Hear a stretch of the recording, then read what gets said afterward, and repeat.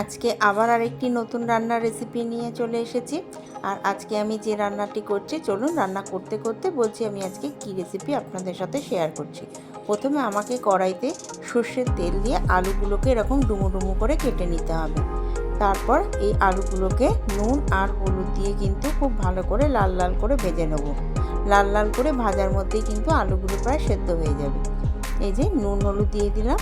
এবার এই আলুগুলোকে আমি লাল লাল করে ভেজে তুলে নেব। আর রান্নাটা কিন্তু সর্ষের তেলেই করতে হবে।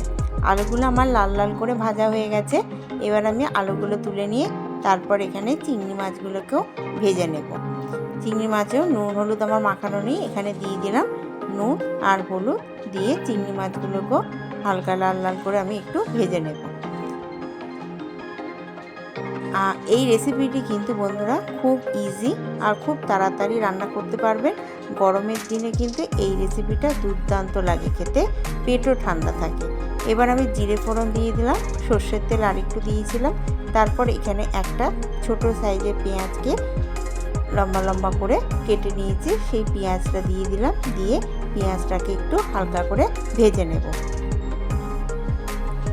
এই পেঁয়াজটা ভাজা হয়ে যাবার পর এবার আমি এখানে দিয়ে দেবো ডুমো ডুমো করে কেটে রেখে দিয়েছিলাম কুমড়ো। সেই কুমড়োগুলো এখানে এবার আমি দিয়ে দেবো।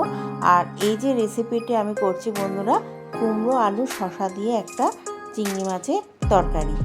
যেহেতু শসা থাকে, এই রেসিপিটা কিন্তু গরমকালের জন্য একদম উপযুক্ত একটি রেসিপি। তেলও কম লাগে আর আপনাদের সেখানে লঙ্কাটা তো প্রায় লাগেই না।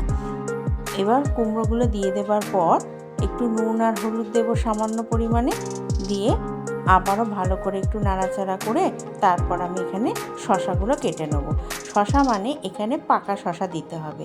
যে শসাগুলো খুব মোটা মোটা দানা হয়ে যায়, দানাগুলোকে ফেলে দিয়ে শসার গাটা কিন্তু আমাদের ছাড়িয়ে ডুমো ডুমো করে কেটে নিতে হবে। এই যে এইভাবে শসা দিয়ে, কুমড়ো দিয়ে, আলু দিয়ে এই যে রেসিপিটি আমি আপনাদের সাথে শেয়ার করছি, এই রেসিপিটি কিন্তু বন্ধুরা নিরামিষও হয়।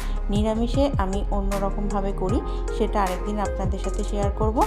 আর এই যে রেসিপিটি করলাম, এই রেসিপিটি কিন্তু বন্ধুরা বাড়িতে একবার হলো আপনারা ট্রাই করবেন। আশা করি আপনাদের খারাপ লাগবে না খেতে, এতে কিন্তু খুব ভালো হয়। এবার আমি এখানে একটু করে সামান্য দিলাম জিরের গুঁড়ো আর দেব হলুদ।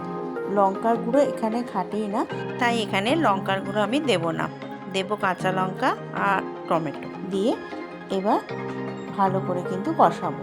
যেহেতু শসা আছে সেহেতু কিন্তু এখানে লঙ্কাটা একদমই যায় না। আর দুটো কাঁচা লঙ্কা আর একটু টমেটো, ছোট সাইজের একটা টমেটো এর মধ্যে দিয়ে দিয়েছি। আর একটু দিলাম হাফ চামচ মতো আদা বাটা। সমস্ত কিছু একসাথে দিয়ে ভালো করে গ্যাসটা কিন্তু একটু কমিয়ে দিয়ে কষিয়ে নেব। যেহেতু আমি এখানে কম তেলে রান্না করছি, সেহেতু কিন্তু গ্যাসটা কমিয়ে রান্না করতে হবে, নাহলে নিচে কিন্তু লেগে যাবে। এর মধ্যে আলু আর যে চিংড়ি মাছগুলো নিয়েছিলাম, ভেজে রেখে দিয়েছিলাম, সেগুলো মিশিয়ে দিয়ে একটু নাড়াচাড়া করে চাপা দিয়ে দিয়েছি। চাপাটা ঢাকনাটা তুলে আবারও একটু নাড়াচাড়া করে দিয়ে এবার আমি একটা বাটিতে গরম জল করতে দিয়েছি। গরম জলটা খুব ভালো করে ফুটে যাওয়ার পর গরম জলটা এখানে ঢেলে দিলাম। এবার একটু করে খুন্তি দিয়ে আগে আপনারা তরকারিটা নাড়বেন। দেখবেন যদি খুব গাঢ় মনে হয় আর একটু সামান্য জল দিতে হবে, কারণ কুমড়োগুলো কিন্তু সেদ্ধ হতে একটু সময় লাগবে। আর এই রেসিপিতে একটু ঝোল ঝোল মতো খায়, সেই জন্য জলটা একটু বুঝে দেবেন। এই যে আমি জল দিয়ে দিয়েছি, ঠিক এই রকম পরিমাণ মতো জল দিয়ে এবার আমি গ্যাসটাকে একটুখানি সামান্য বাড়িয়ে দেবো। বাড়িয়ে দিয়ে চাপা দিয়ে দেবো। চাপা দিয়ে কুমড়োটা সেদ্ধ হবে, ততক্ষণ অবধি একটু অপেক্ষা করব। এই যে আলু তো সেদ্ধই হয়ে গেছে, এবার এই কুমড়োগুলোকে দেখব, কুমড়োগুলো সেদ্ধ হয়ে গেছে। ব্যাস, এবার আমার রেসিপি রেডি হয়ে গেল, আর কিচ্ছু দিতে হবে না। এবার গ্যাসটা অফ করে রেখে দেবেন আর গরম গরম ভাত দিয়ে খাবেন। কুমড়ো, শসা, আলু একটা দুর্দান্ত রেসিপি।